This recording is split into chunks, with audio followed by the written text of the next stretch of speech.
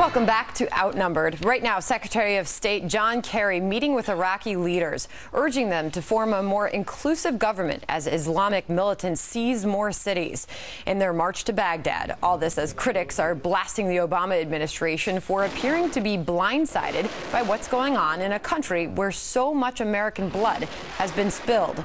And this is hardly the first time the White House has looked flat-footed in the face of big events.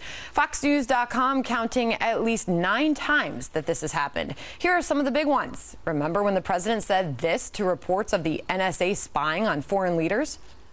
I can assure you that I certainly did not know anything about the IG report before the IG report had been leaked through press, through the press. Or when the president first learned about the VA's secret waiting lists. When was he first made aware of those problems, and when did other White House officials, top White House officials, become aware of these problems?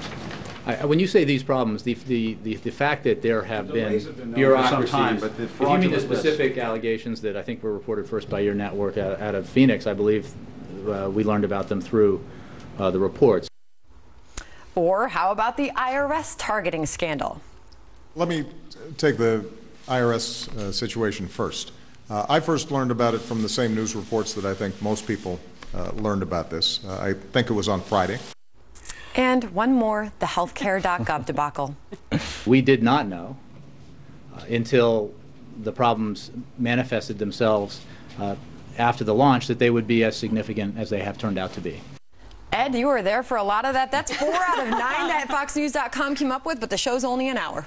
Sandra, I didn't really know anything about that. I was at the, I was there. You got to watch more news. I didn't. I got to watch Fox. I don't know. Apparently. No, look, it gets ridiculous after a while that nobody knows anything about anything, and that's why we got to keep pushing for answers.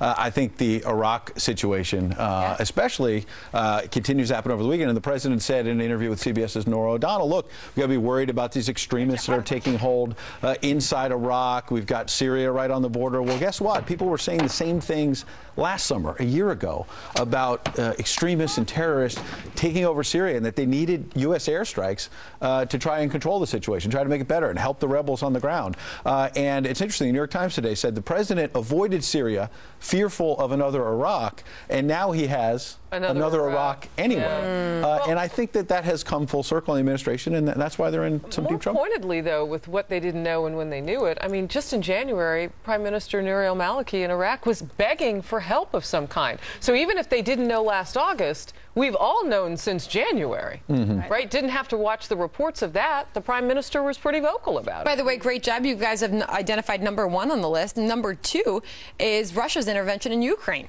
Andrea. Yeah, did they read about that one in the press? I don't know anything about that. What amazes me is how comfortable they are looking incompetent.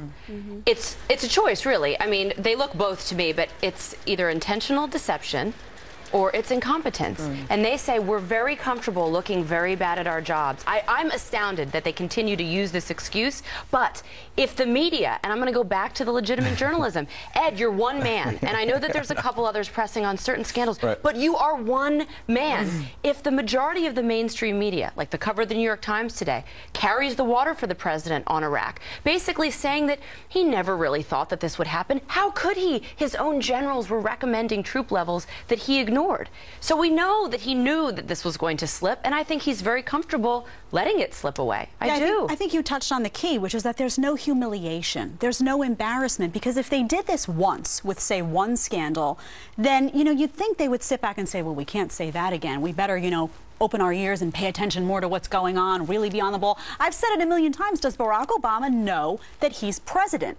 Because as president, he is supposed to be aware of these things, whether it be domestic or foreign policy. He's the leader of the free world. If you don't know, can you please tell me who is supposed to know? Who are the American people able to look to for answers if the president of the United States is on TV repeatedly saying that he has to watch us to figure out what's going on? But it works. Think about it. The excuse has worked. Right? Well, they've been able to push a lot of these back. A lot of them, but by some saying of them are we didn't know, and the media just goes, okay, all right, next question. But when you watch the president and he says, let me start with this one, I mean, Well, I think that was how is it slow. that the press corps? I think you're in fairness, there, that was. And I'm texting you while you're sitting there. You should tell the audience. You're always emailing me. I'm your Why don't you ask him this? Yeah. I'm your biggest but I headache, think in right? fairness that the question was probably, what do you know, when the IRS scandal was first blowing up, you know, what about this? What about Benghazi? It was probably a three-parted question from someone. So Okay, saying, whatever. Well, on that one, it wasn't like he was saying there's a whole bunch of these. Let me start with this one. So I text you and I said, well, make sure he gets to the next two while you guys have him in the room. Or 15. But I think we're missing. Okay, if initially he doesn't hear about, you know, and maybe he should have known more. I think the more important thing is what are you going to do now? about it? Yeah, what right, do you do okay. now? And so we can dwell on that, or we can say, okay, they messed it up, and you're right that perhaps maybe they should say, okay, we screwed up, but let's roll up the sleeves and let's figure this out, because the Iraq thing is not just any little thing. We got to figure that out. Why is the White House now not pressing to see Lois Lerner's emails and bust this scandal wide open? Well, and we were to the pressing on that last week, and they kept saying, yeah, you're pressing, but why are they not pressing? But they, you know, look, if they want to prove that this is a whole lot of nothing, the president said to Bill O'Reilly in the Super Bowl interview, there's not a smidgen of corruption. Where are the emails? And, you know, to be fair, that one of the first days we were doing this show, Harris looked at me. I had a question for you. You were at the White House briefing, and you said, "Oh, well, just, you know, get in touch with Ed Henry. He'll answer you." and I remember I looked down at my phone and I said, "I don't have like his phone number." She goes, "No, send him a direct tweet. He will get back to you immediately." So I was like reluctantly down here, and I'm trying to do my job, and Harris Faulkner's tweeting me saying, "Do this, do that." Gracious. Yeah. That's why I'm going to have to hide now. Yeah, I love you. Oh, it's on. Like Donkey Kong.